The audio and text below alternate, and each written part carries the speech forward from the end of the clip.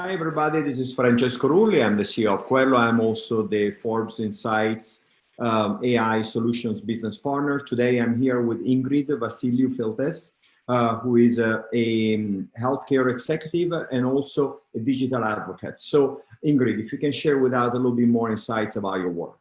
Thank you for inviting me, Francesco. It's a great pleasure.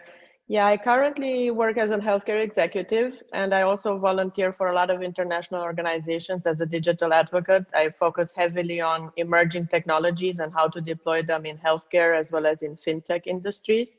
One of the passions I have is artificial intelligence, and for healthcare, I like to actually name it as augmented intelligence because humans will always be involved in healthcare. But I would say that over the past few years, I've been involved very much in precision medicine. That's a very high interest of mine.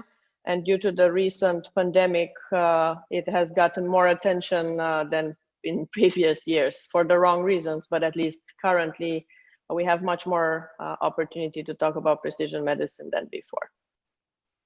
Thank you, Ingrid. So talking about the pandemic, where do you see the challenges, but also the opportunities provided by this new era that we have entered? Well, I think we've all learned that regardless of the type of healthcare system you had, even the societies that thought they had a sophisticated healthcare system, and as well as the societies that had struggled even before, no one was equipped to deal with the pandemic perfectly. From a logistics perspective, from a supply perspective, from a healthcare delivery, or from a research perspective. So I think what the pandemic has illustrated is that we need to increase our efforts globally. There needs to be a completely different approach to wellness and prevention, not just treating disease at a very late stage. And that we have a tremendous challenge with allocating resources appropriately when there is a pandemic like that. And we haven't even solved this one, but we can get hit with several pandemics just in the next few months. You never know, these things can occur.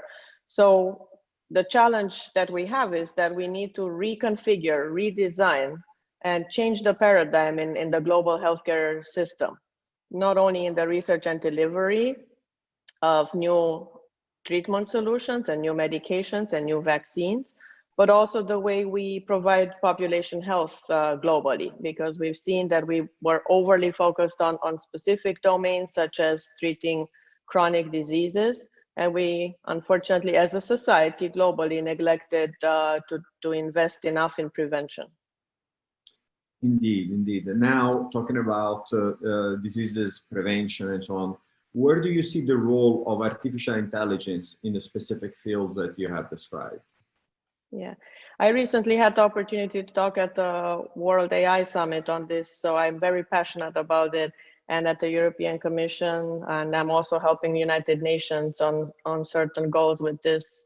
So my message is usually that artificial intelligence or augmented intelligence, the full portfolio can be deployed appropriately and ethically at all stages, in prevention, in treating acute disease, in treating chronic disease, as well as addressing longevity, because there are experts that actually consider aging a disease as well. So even if we don't agree necessarily that it's a disease or not, but we can certainly with AI also impact quality of life and length of life.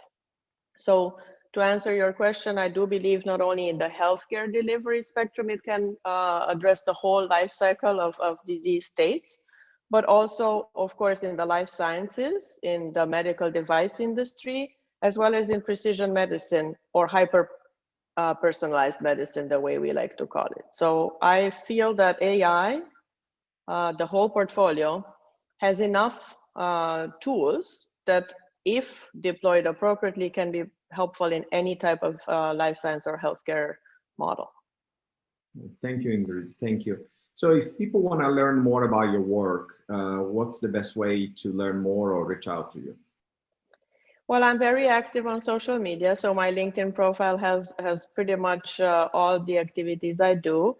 And I'm very fortunate to work with experts worldwide, not only for AI deployment in healthcare, but also blockchain deployment in healthcare, as well as several other emerging technologies that can be helpful in a newly designed global healthcare system. So I recommend, I'm on all social media channels, but LinkedIn is the easiest probably. Perfect. Thank you very much, Ingrid. Thank you.